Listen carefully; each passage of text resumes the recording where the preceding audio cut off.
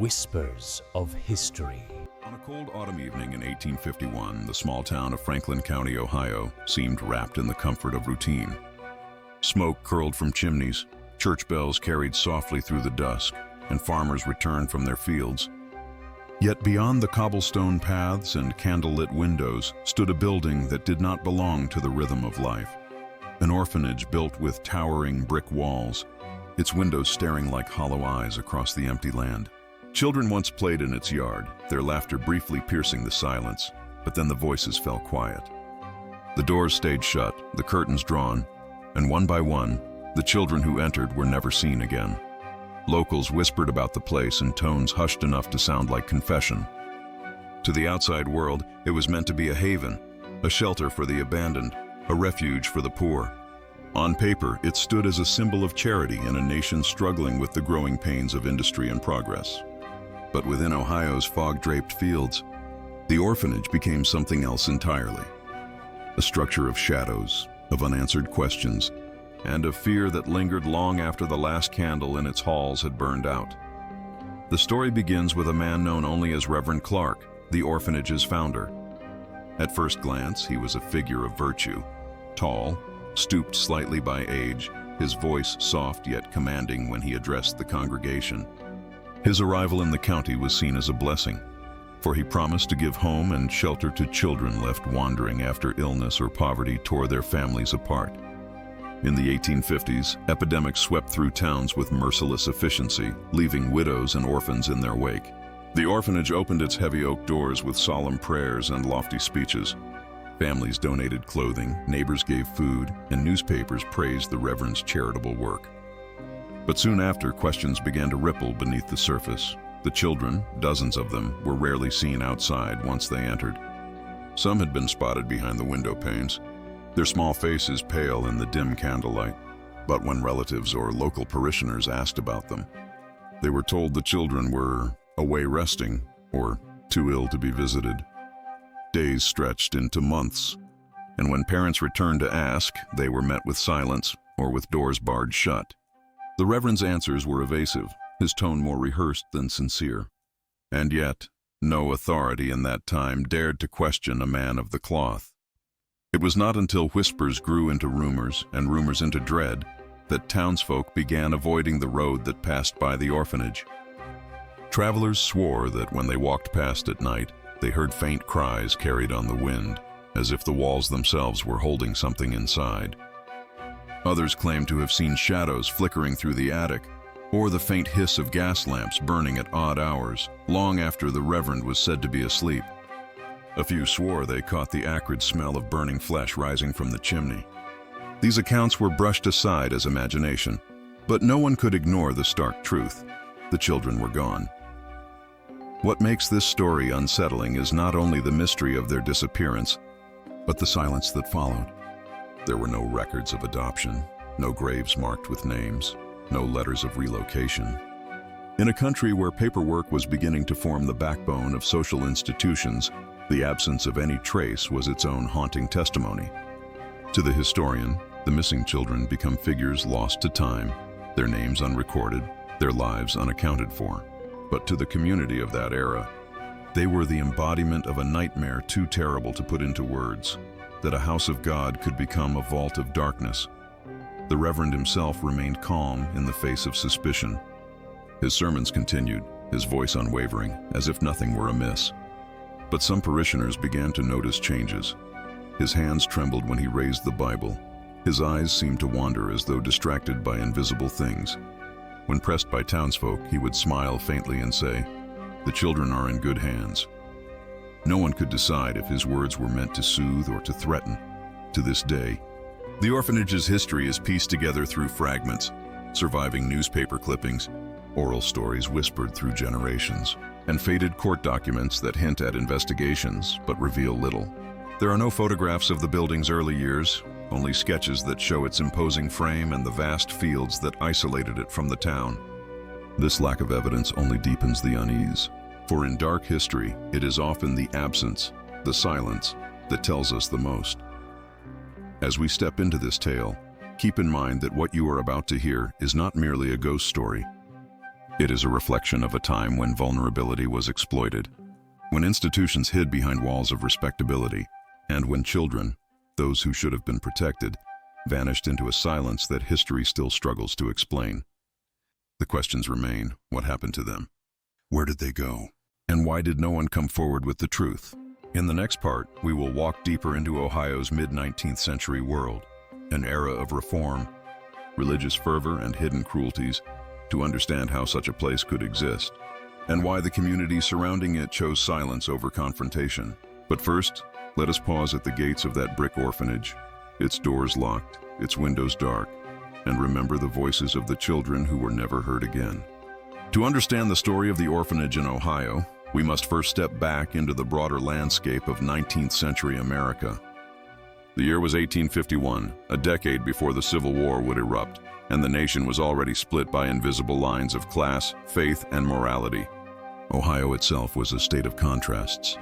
Fertile farmland stretched endlessly across its counties, while towns slowly swelled with new industries, railroads, and commerce. It was a place of transition, where traditional rural life met the creeping shadow of modernization. Families worked long hours, churches stood at the center of every community, and yet for many children, safety was not guaranteed. The 19th century was an era when childhood itself was precarious. Epidemics of cholera, typhoid, scarlet fever, and tuberculosis claimed young lives by the thousands. Parents who succumbed left behind orphans, and entire families were fractured in a single season of sickness. Without state safety nets, these children became dependent on the kindness of neighbors, the charity of churches, or the rare appearance of institutional homes. Orphanages, therefore, were presented as symbols of progress, structured environments where children could be clothed, fed, and, most importantly, taught discipline. In truth, many of these institutions mirrored prisons more than homes. Ohio's orphanage movement was tied to larger cultural currents sweeping through America. This was the age of the Second Great Awakening, a surge of evangelical fervor that swept across the country, filling tents and pulpits with fiery preachers promising salvation through piety. Religion was not just faith. It was the structure through which communities understood morality, justice, and social order. Churches established hospitals, schools, and orphanages as proof of their devotion to God. But these institutions, while publicly revered, often operated without oversight. What happened within their walls was rarely questioned by civil authorities, for the church was considered beyond reproach. The orphanage in Franklin County emerged in this atmosphere of religious zeal and social anxiety. On the surface, it seemed an answer to a growing need. Farmers and factory workers alike faced the constant fear that a sudden illness or accident could leave their children destitute. The promise of a safe haven, led by a reverend who claimed divine guidance, was irresistible to desperate families. The building itself was constructed with donations from parishioners and land given by a wealthy local benefactor who, according to early records, believed it would bring God's light to the darkest among us. But the light within such institutions was rarely pure. The structure of 19th century orphanages often reflected the harsher beliefs of the time. Children were seen not as individuals with needs and personalities, but as souls to be molded, corrected, and subdued. Strict discipline was expected, silence was enforced, and obedience was considered the greatest virtue. Accounts from other orphanages across the country reveal patterns of neglect, hunger, overcrowding, and even cruelty. The line between care and control was easily blurred, especially in places isolated from the scrutiny of townsfolk. The broader social culture of Ohio in the 1850s helps explain why such darkness could go unchallenged. Communities valued respectability above all else. A reverend was not just a preacher, he was seen as the moral compass of an entire county. To question him was to risk being labeled a blasphemer or a troublemaker. Gossip about the orphanage was often drowned by sermons that reminded parishioners of humility, obedience, and faith. The culture of silence that surrounded abuse in religious institutions for centuries was already firmly rooted. Another factor that shaped the environment was poverty. Despite Ohio's fertile soil and the early promise of industry, economic hardship was widespread. Families struggled to feed their children, and many accepted the orphanage not as a blessing, but as a necessary sacrifice. A mother might weep as she handed over her child, but the decision was often framed as one of survival. The Reverend Clark and others like him wielded this desperation as unspoken power. They understood that families who gave their children away often lacked the resources or the social standing to question what happened afterward. At the same time, America was a nation obsessed with reform. Prison reform, temperance, abolition, all were causes debated in parlors and legislatures. Orphanages were swept into this tide of reformist thinking, touted as part of the moral uplift of society. Yet reform, in the 19th century, was often more concerned with appearances than realities. Buildings were constructed, institutions founded, speeches given, but the actual conditions within those walls were rarely examined. In this climate, it was entirely possible for an orphanage to thrive in reputation while concealing horrors. The daily life of children in such an institution would have been harsh by modern standards. Rising before dawn, they were likely set to tasks of cleaning, cooking, and labor, meant to instill discipline. Meals were meager, often consisting of bread, porridge, and whatever vegetables could be grown on the grounds. Play, if permitted at all, was structured and silent. Punishments for disobedience ranged from isolation to physical correction. In some accounts from orphanages of the period, children were locked in dark rooms for days, whipped for speaking out of turn, or forced to work until exhaustion. Though there are no surviving testimonies from the children of Franklin County's orphanage, it is not difficult to imagine similar conditions. The wider historical context also reveals why missing children could simply disappear without raising alarms. Record-keeping in mid-19th century America was inconsistent at best. Birth certificates were not standardized, census records were often inaccurate, and adoption procedures were informal. A child could vanish from an orphanage's records, and outside of the grieving parent who placed them there, no one would know. In an era before centralized systems of accountability, silence was not just possible, it was expected. The culture of fear also played a role. Many townsfolk may have suspected that something sinister occurred within the orphanage, but fear of divine punishment or social ostracism kept them quiet. Others rationalized the absence of children as the result of illness, adoption, or relocation, even if evidence was lacking. In an age when death was ever present, the loss of children, though tragic, was normalized. This made it easier for the Reverend to hide whatever truths lay behind those walls.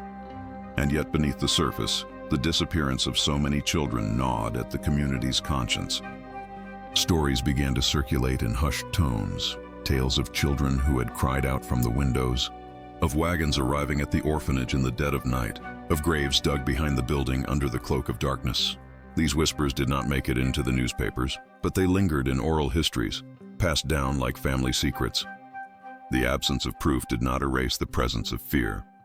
To understand the Ohio orphanage of 1851 is to understand the fragile fabric of 19th century American society.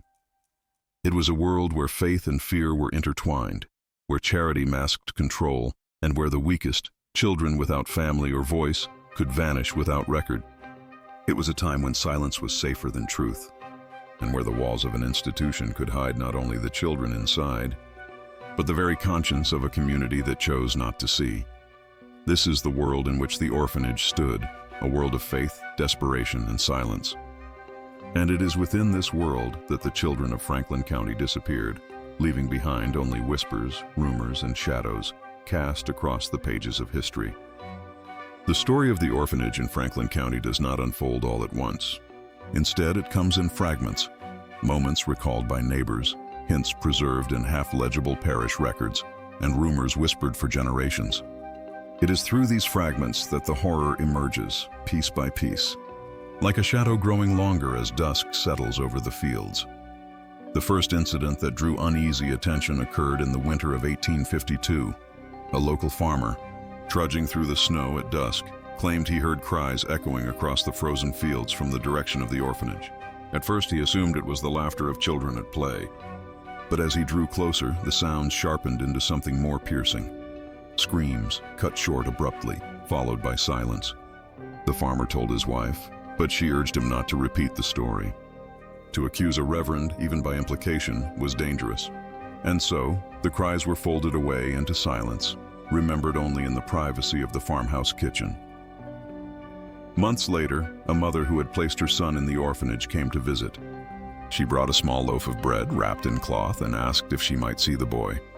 The matron of the home, a stern-faced woman with eyes that seemed to avoid direct contact, told her that the child had taken ill and passed away. No burial site was offered, no record shown, only the vague assurance that God had called him home. Distraught, the mother wept at the steps, but lacking power or allies. She returned home with her bread still wrapped, her grief swallowed whole. It was the first of many such stories. Parents who returned to inquire about their children were often told the same refrain. They are gone, but they rest with God now. Some were told the children had been adopted by families out west. Others were assured that illness had carried them off quickly, mercifully. What struck many in later years was how often these explanations shifted depending on who asked. Records, when they were produced at all, appeared hastily written, names spelled differently from one page to the next. The second wave of rumors came from the orphanage grounds themselves. Laborers hired to mend fences or haul supplies sometimes glimpsed unsettling sights. Small graves dug at the back of the property, always at night, figures moving with lanterns among the trees. Once what appeared to be a bundle carried out and buried with haste. When asked, the Reverend Clark assured them that the orphanage buried its dead with dignity and that no parent need worry. The laborers, fearing both the loss of work and the wrath of God, kept their silence. But they did not forget. Inside the orphanage, daily life was said to be grim. Former staff members, years later, recalled strict routines enforced with harsh punishments. Children who cried at night were locked in closets until morning. Those who resisted chores were whipped with leather straps. Mealtimes were sparse, bread crusts, thin soup, and water. Illness spread quickly and medical care was nearly non-existent. The Reverend preached that suffering purified the soul, and the matron enforced his sermons with a cold efficiency. To be a child in the Franklin County Orphanage was to live under the weight of fear, hunger, and silence. Then came the incident that could not be hidden so easily. In the summer of 1853, a young boy escaped. His name is lost to history, but his story was whispered long after. Barefoot, gaunt, and covered in bruises, he stumbled onto a neighboring farm at dawn. The farmer's wife fed him bread and milk, and for hours he sat in silence, eyes wide, trembling at every sound. When he finally spoke, the words chilled her. They put them in the ground. They don't come back. Before the boy could say more, two men from the orphanage arrived. They claimed he had wandered off in confusion, that he was not well in the head. The farmer hesitated, but with no authority to resist, he returned the boy. Days later, when he asked after the child, the Reverend told him the boy had been sent away to a family in another county. No records ever surfaced to confirm this adoption. As years passed, the incidents multiplied. By 1855, whispers spread that children entered the orphanage never to be seen again. Some families claimed they were turned away at the gates when they came to visit, told that their children were no longer here. Yet no graves were shown, no adoption papers presented. Rumors grew darker, that the children were not dying of illness, but of neglect, starvation, or worse. The swampy fields behind the orphanage became a place no one wished to wander, for it was said that the earth itself reeked faintly of decay in the humid summer air. One particularly grim tale comes from a gravedigger who, in his old age, confessed that he had been called to the orphanage to dig at night. He claimed that he buried not coffins, but sacks, small, heavy, and bound. When he asked questions, the Reverend pressed coins into his palm and warned him that God tests those who speak against his work. The gravedigger told no one, not even his wife, until decades later, when his conscience broke beneath the weight of memory. Perhaps the most chilling incident came in 1857, when townsfolk began to notice that the number of children at the orphanage seemed fewer each year, despite reports that more were always arriving. A traveling merchant who had delivered flour to the orphanage for several years remarked casually in the tavern that he had once counted more than 40 children playing in the yard, but lately he saw barely a dozen. "Where did they go?" he asked. The question hung in the smoky air, unanswered, until the Reverend himself entered the tavern and ordered a drink. The conversation ended at once. No one dared repeat it. By the late 1850s, the orphanage's reputation was marked by unease, though never publicly condemned. The Reverend continued to preach each Sunday, his sermons fiery and persuasive, and donations flowed steadily. The matron maintained strict order within the walls. But beneath the surface, fear gnawed at the community. Families whispered of children stolen away in the night, of wagons carrying unknown cargo to the nearby woods, of strange sounds echoing across the fields. The swamp behind the orphanage, once just another patch of land, took on a haunted reputation. Locals swore that will-o'-the-wisps danced above its waters, and that voices of children could sometimes be heard if one lingered too long after dark. The Civil War came and went, drawing men away, returning some broken, leaving others buried far from home. In the chaos of war, the orphanage was overlooked, its reputation obscured by greater national tragedies. But when the war ended and the nation sought to rebuild, the whispers returned. A new generation of families asked questions about the children who had vanished. But by then, the Reverend was an old man, the matron long gone, and the records faded, torn, or missing entirely. Yet the incidents did not fade from memory. Survivors, those who had once lived within the orphanage's walls, occasionally spoke of their experiences in hushed tones. They spoke of nights filled with terror, of punishments that left scars, of companions who vanished overnight and were never spoken of again. Some recalled seeing small bodies carried through the halls under sheets. Others whispered of rituals conducted in the basement chapel, where candles flickered long past midnight. None of these accounts could be proven, but together they painted a portrait of unrelenting dread. The Franklin County Orphanage never burned, never collapsed, never closed with fanfare. It simply withered away. By the late 19th century, the building was abandoned, its windows shattered by wind and storm. The land was eventually sold, the structure dismantled for timber, and all that remained was a field, flat, unremarkable, and silent. But for those who lived in the shadow of its memory, the silence was heavy, for it concealed the cries of children who were never seen again. And so the incidents, the cries in the snow, the grieving mothers, the graves dug by lantern light, formed a pattern too dark to ignore. It was not a single act, but a tapestry of vanishings, each thread woven into the silence of a community too afraid to speak. The orphanage stood for only a few decades, yet its shadow stretches across centuries, reminding us that horror does not always roar. Sometimes it whispers, vanishes, and leaves only silence in its place. The orphanage existed not in isolation, but in the heart of a community. Franklin County in the mid-19th century was a place where neighbors knew one another, where the church was not just a building, but the moral anchor of life. And yet, when whispers of the orphanage's shadowy practices grew louder, the reactions of society revealed as much about the fears of the age as they did about the fate of the children. At first, the community's response was silence. The Reverend Clark was not only the head of the orphanage, but also the shepherd of souls, delivering sermons that painted him as a righteous man chosen by God. Few dared to challenge him directly. Families bound by poverty or tragedy saw the orphanage as a last resort. To question its safety was to question their own choices, and for many, guilt kept them quiet. Mothers who had surrendered children there often lived with the torment of not knowing, but shame prevented them from speaking too loudly.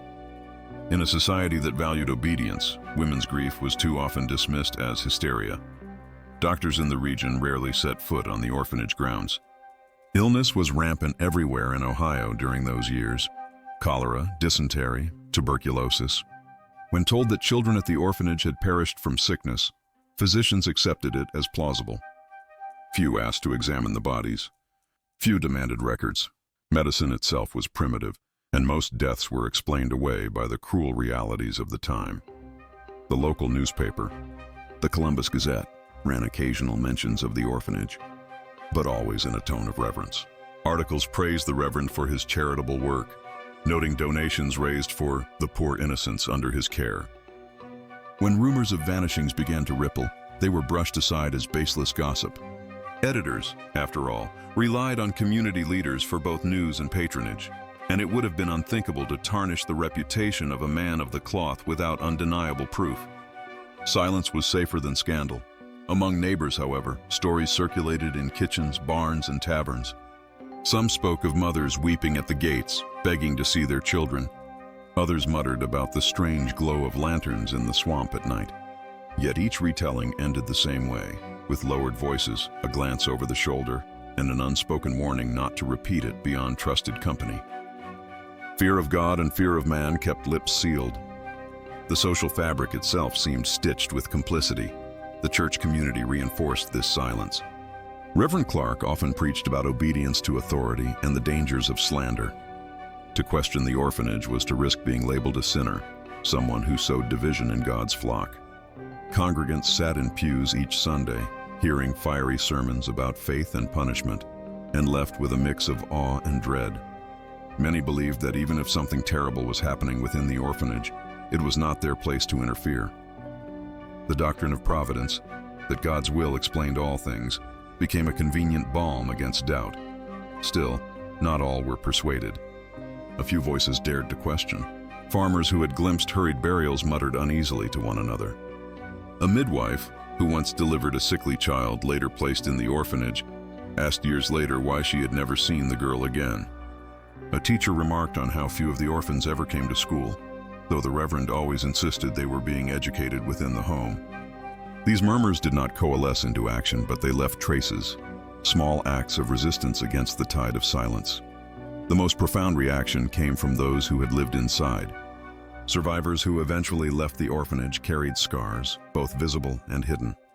In adulthood, some spoke hesitantly of the horrors they endured: hunger, beatings, and nights of terror when children simply vanished. When these testimonies emerged decades later, the community listened with a mix of disbelief and guilt.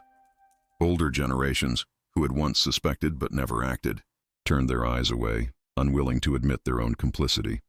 Psychologically, the community's reaction mirrored patterns seen in other dark chapters of history: denial, rationalization, and silence. It was easier to believe the reverend's sermons than to face the possibility that children had been neglected, abused, or worse under his watch. Easier to accept death by illness than to confront the idea of deliberate cruelty, and easier still to bury doubts than to risk social exile by speaking them aloud. There was also a cultural element. Mid-19th century America was marked by a deep reverence for institutions of charity and faith. Orphanages, though often harsh, were viewed as necessary sanctuaries in a world where parents died young and families fractured easily. To criticize such an institution was to criticize the very idea of order in a society already strained by poverty, disease, and the looming shadow of the Civil War. In that sense, the orphanage was not just a building but a symbol, an emblem of both hope and fear. By the 1870s, when the orphanage had already fallen into decline, reflections on its past became tinged with unease. Local folklore began to fill the silence left by missing records. Some spoke of the ground itself being cursed, of children's cries carried by the wind. Others insisted that the reverend had been a saint, and that such stories were the inventions of bitter families. The community split between reverence and suspicion, between memory and denial. The press eventually shifted its tone, but only long after the orphanage ceased to exist. In the early 20th century, as muckraking journalism gained prominence, retrospective pieces appeared in regional papers. These articles hinted at troubling inconsistencies in the orphanage's history, though they stopped short of outright accusation. By then, the principal figures were long dead, the building dismantled, the evidence gone. For the community, it was easier to frame the orphanage as a mystery than a crime. What remained, then, was a collective wound. Families who lost children there carried their grief quietly, passing down stories to descendants who grew up hearing whispers of the place where children were never seen again. Neighbors who had once ignored the signs grew old with the weight of regret.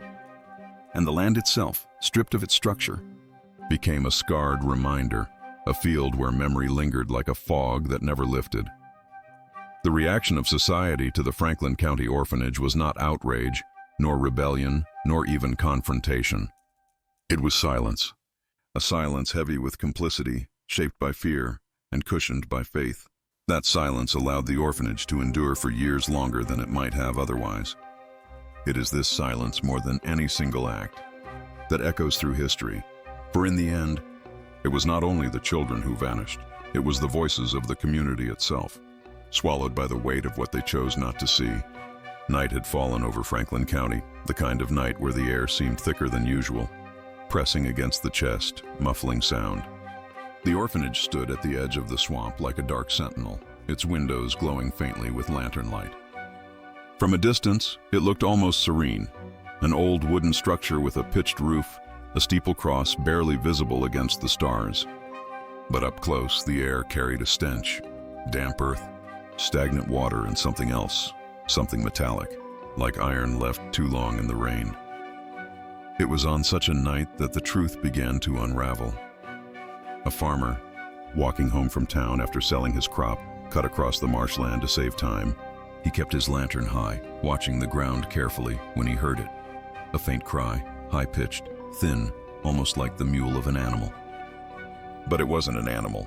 It was a child's voice, carrying from somewhere near the orphanage. The sound froze him in his tracks. He knew children should have been asleep by that hour. He knew too that no child's cry should sound like that, so weak, so desperate, as if clawing its way through the dark. He lingered, torn between fear and curiosity, and then he saw it. A procession of shadows moving through the trees. Lanterns swayed in the Reverend's hands, followed by his assistants. They carried shovels. Behind them, a wheelbarrow creaked, its wooden frame groaning beneath weight. The farmer lowered his light instinctively, heart hammering in his chest, and crouched low in the reeds. From his vantage, he watched them trudge to the far end of the orphanage grounds, where the swamp met the edge of the woods. There, in silence broken only by the rasp of shovels, they began to dig. The farmer could not stay long. Fear gripped him, telling him that if he was seen, he might join whatever fate awaited the children. He fled, and in the morning he told no one. His silence preserved his life, but damned his conscience. But whispers of strange movements at night grew too loud to ignore. Another neighbor spoke of seeing pale figures at the windows, children pressing their hands to the glass as if in silent plea. A traveling peddler claimed he had seen a body wrapped in linen being carried under cover of night. One story fed another until the community's unease boiled into dread. Then came the night of the storm. A violent thunderstorm rolled over Franklin County, lightning splitting the sky with white fire. The orphanage groaned under the assault, its timbers rattling like bones. Villagers huddled in their homes, praying the wind would not tear roofs from their heads. But the storm revealed what secrecy had hidden. The force of the rain washed away earth near the swamp's edge, collapsing part of the embankment. And when morning came, children playing near the water found what the storm had unearthed. Small bones jutting from the soil, tiny ribs, fragile skulls, remnants too small to be mistaken for anything but what they were. Panic swept the town like wildfire. Parents who had surrendered children to the orphanage rushed to its gates, demanding answers. Mothers clutched photographs, names on their lips, begging to know if their sons and daughters had survived.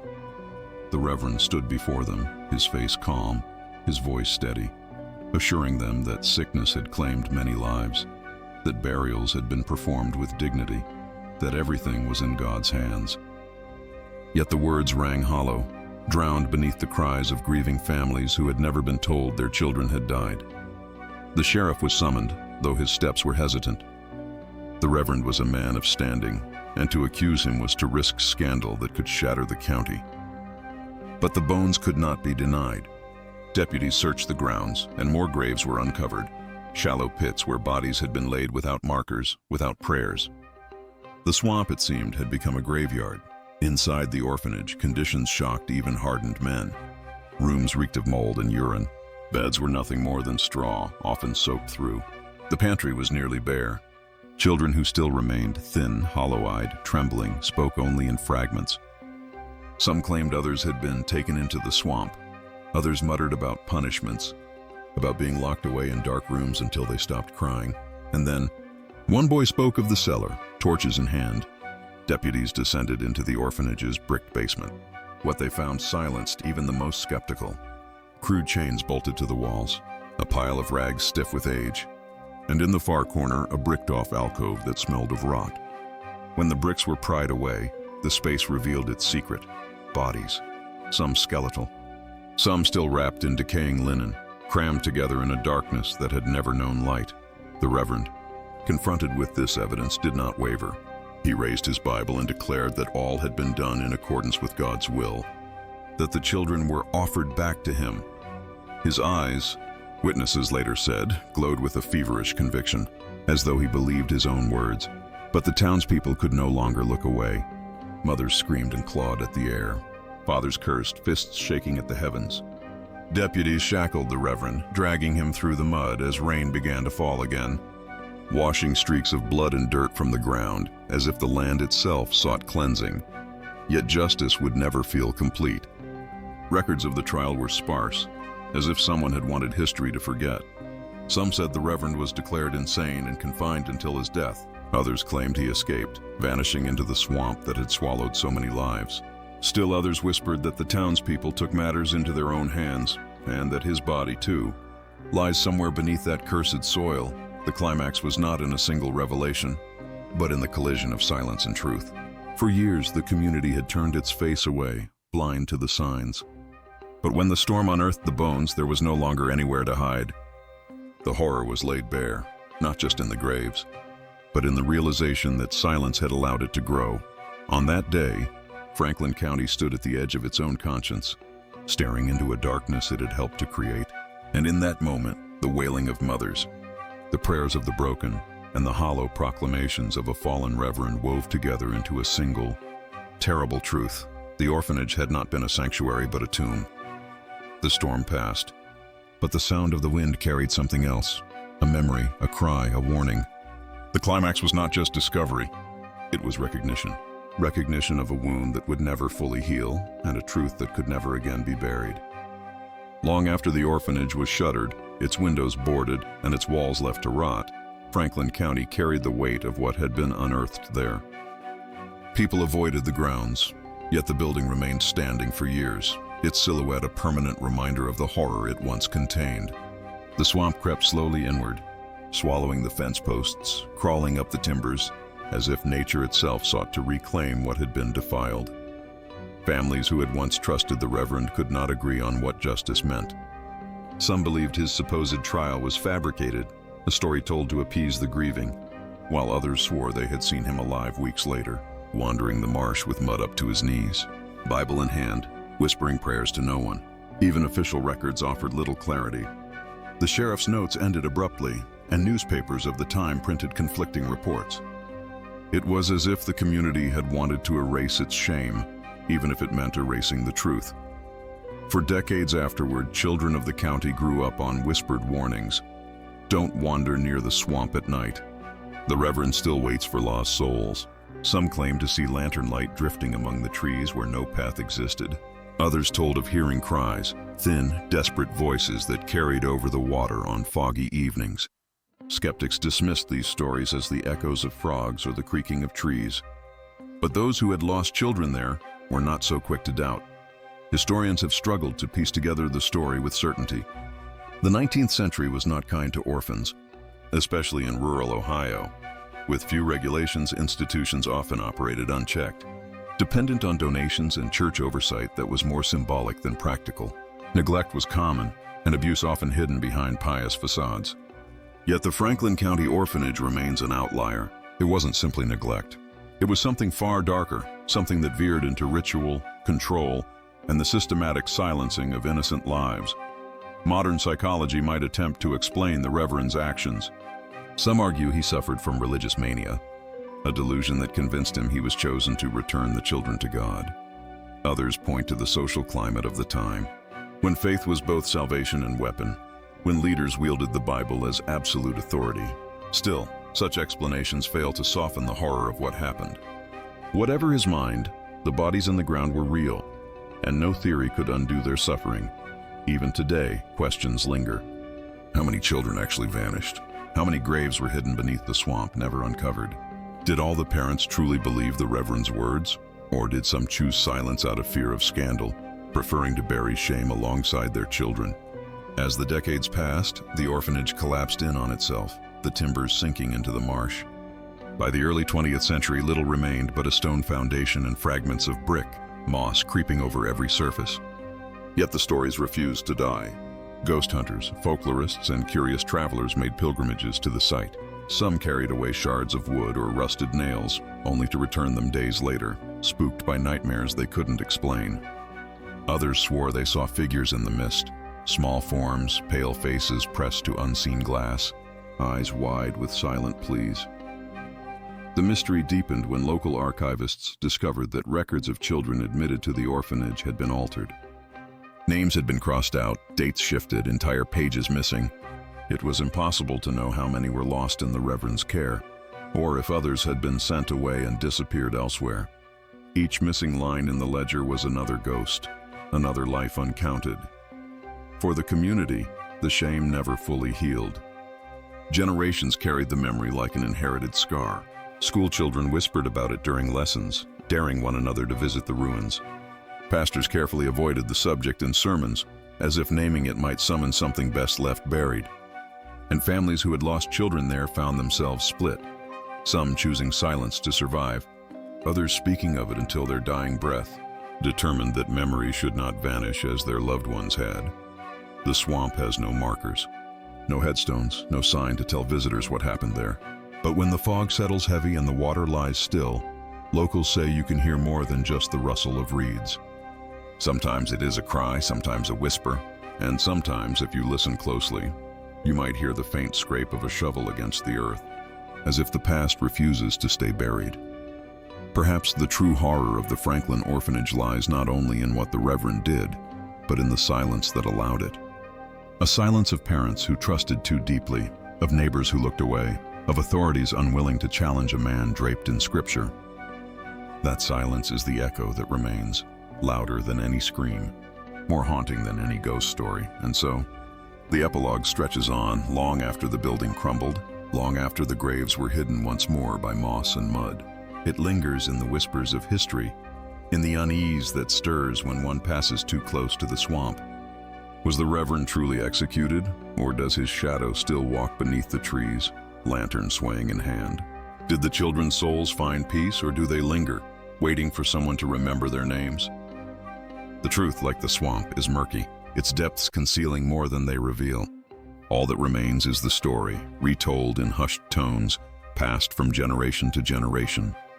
And perhaps that is the only justice that can be offered, that they are not forgotten, that the silence is broken, even if only in whispers. The orphanage is gone, but its darkness remains. A darkness not confined to brick and wood, but carried in memory, in story, in the quiet spaces where history and folklore blur. In the end, the land itself seems to remember and to remind. Every gust of wind through the reeds, every ripple across the water, is a voice. And though the children may never be seen again, their absence is its own presence, a void that will never be filled, a question that will never be answered.